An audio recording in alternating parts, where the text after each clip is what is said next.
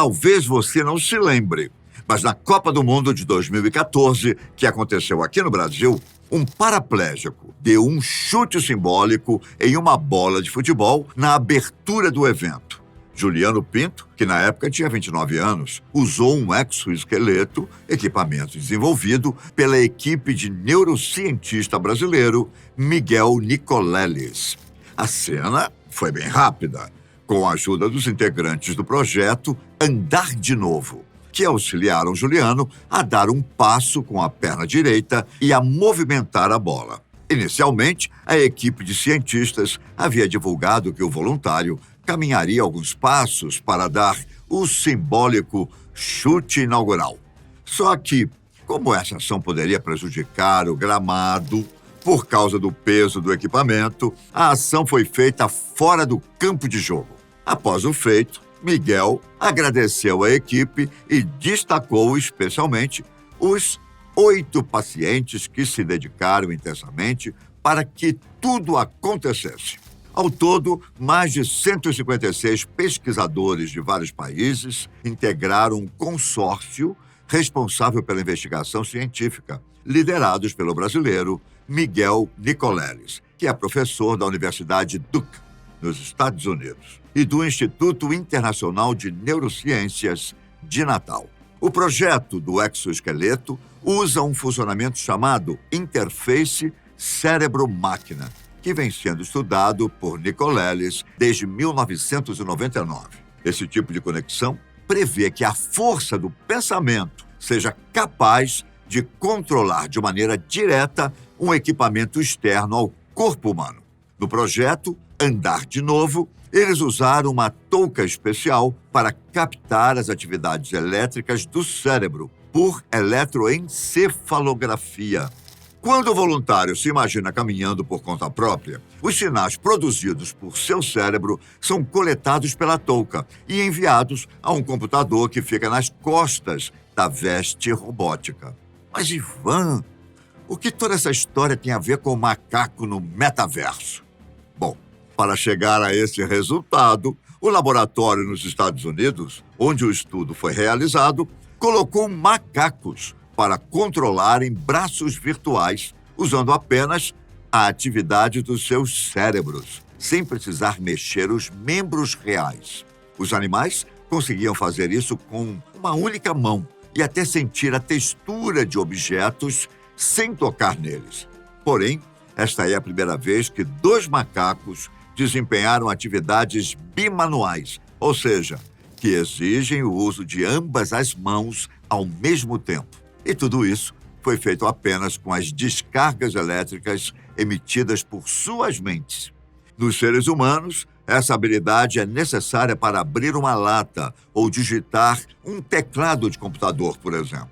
Os resultados do estudo foram publicados na renomada revista Science Translation Medicine. E a expectativa é de que esse estudo possa ajudar milhões de pacientes paralisados por lesões na medula espinhal a recuperar o controle de movimentos que exigem a utilização de ambos os braços. No começo do projeto, o objetivo era fazer com que os macacos fossem capazes de mexer as 2 mãos e sentir o tato em ambas, não somente em uma. Para possibilitar que os macacos controlassem virtualmente os 2 braços do avatar, os pesquisadores gravaram a atividade de cerca de 500 neurônios dos animais, localizados nos lobos frontal e parietal do córtex de ambos os hemisférios cerebrais. Os 2 primatas eram saudáveis e foram treinados por até 5 semanas para conseguir trabalhar nesse ambiente virtual, vendo-se em primeira pessoa na tela. Em cada tarefa específica, eles gastaram cerca de 15 dias. Primeiro, os primatas aprenderam a mover os braços virtuais usando um joystick e depois conseguiram fazer isso apenas com a mente, sem precisar se mexer. Os pesquisadores perceberam que o cérebro dos macacos ficava em alerta em resposta ao toque dos braços virtuais. Passado algum tempo, esses braços foram assimilados pelo cérebro como se fossem de verdade. Ou seja, a mente dos animais foi capaz de incorporar os membros dos avatares como parte do próprio corpo. Mas esse era só o começo das grandes façanhas que a equipe alcançaria. Com a interface desenvolvida, os primatas foram capazes de controlar os movimentos de uma cadeira de rodas robótica, usando apenas o pensamento. A equipe acha que interfaces semelhantes poderiam ser usados para ajudar pessoas com paralisia severa a usar diversos dispositivos robóticos com a mente.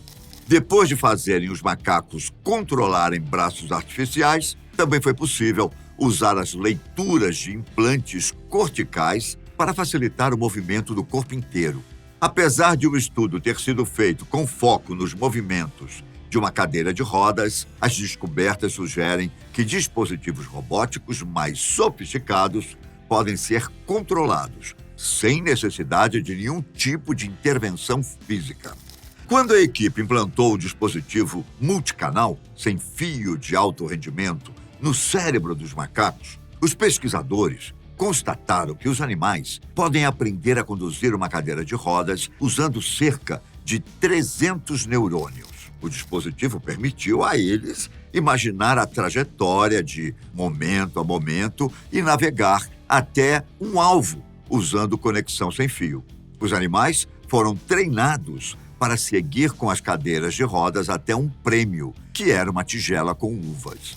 Os pesquisadores registraram cuidadosamente a atividade cerebral dos animais enquanto isso acontecia.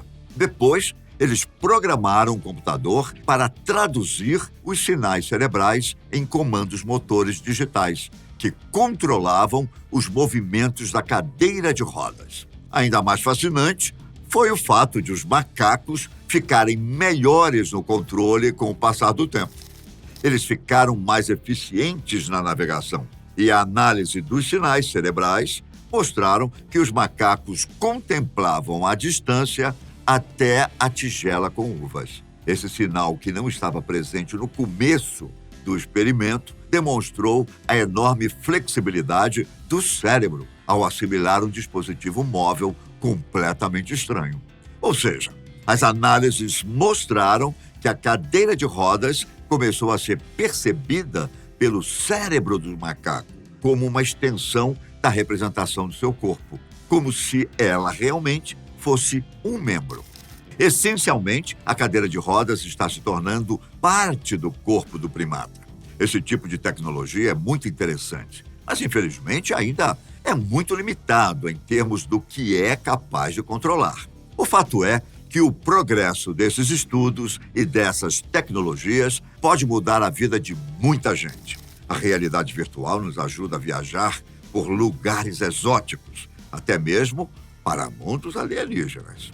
E para pessoas com deficiência, oferece uma maneira de vivenciar atividades que talvez não possam desfrutar na vida real. Quer alguns exemplos? Já inventaram óculos capazes de corrigir o daltonismo. Ao mesmo tempo, existem muitos projetos com o objetivo de facilitar a comunicação para pessoas com deficiência auditiva, como um aplicativo que traduz a linguagem de sinais em texto legível, ou outro que ajuda crianças surdas e com deficiência auditiva a se comunicarem melhor usando flashcards. A Samsung também desenvolveu um aplicativo para ajudar pessoas com deficiências visuais a ver mais claramente, chamado de Reluminor. O app foi exibido pela primeira vez em Barcelona, no início de 2017. O aplicativo funciona em conjunto com o smartphone da marca, que serve como display e processador. O aplicativo traz um novo nível de clareza para a TV, livros, obras de arte e outros objetos do mundo real. O aplicativo também pode ampliar áreas específicas, destacar um contorno da imagem ou ajustar os contrastes e o brilho das cores. Você pode ver, a ciência tenta usar a tecnologia para mudar a vida de pessoas que, por motivos diferentes, acabaram tendo algumas limitações. Mas ainda há um grande problema para resolver, já que a tecnologia desenvolvida pela equipe de Miguel Nicoleles exige implantes cerebrais permanentes, o que é um assunto extremamente delicado. Implantes só foram deixados no cérebro humano por algumas semanas ou meses. Só que os implantes de Nicoleles já têm alguns anos que estão em atividade. Para conseguir essa durabilidade, os pesquisadores usaram um microfilamento flexível, fino, como um fio de cabelo, que adere ao tecido cerebral.